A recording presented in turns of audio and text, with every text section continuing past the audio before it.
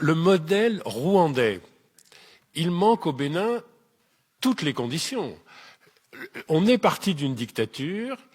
Cette dictature, avec des aspects ethniques terribles que la colonisation avait beaucoup renforcés, a donné lieu à un génocide, le dernier grand génocide contemporain. Et au bout de 800 000 morts, il y a eu la victoire d'un camp et celui des victimes qui sont devenus vainqueurs. Et vous ne pouvez pas expliquer la nature du régime rwandais, et notamment son caractère de force, sans le génocide. Et il fallait reconstruire un pays qui était en ruine au surplus du fait qu'il devait pleurer ses morts. Et donc, il n'y a absolument pas ces conditions. Nous venons de tout à fait autre chose. Nous venons d'une démocratie apaisée. Par ailleurs, cette démocratie, regardez les résultats de pays qui sont des pays démocratiques, comme le Sénégal, qui font des progrès démocratiques, comme la Côte d'Ivoire.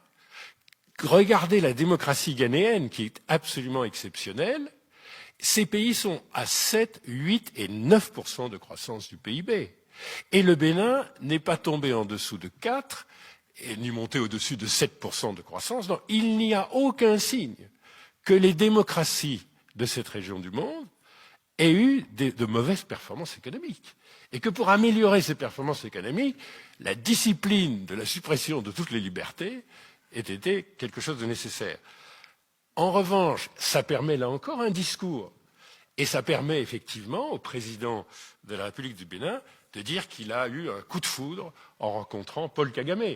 Donc, qu'on s'invente le despotisme éclairé comme justification a posteriori, ça c'est possible.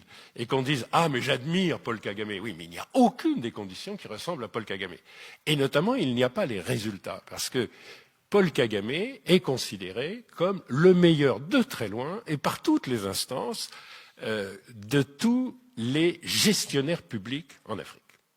Et nous sommes assez loin de faire partie des meilleurs gestionnaires publics.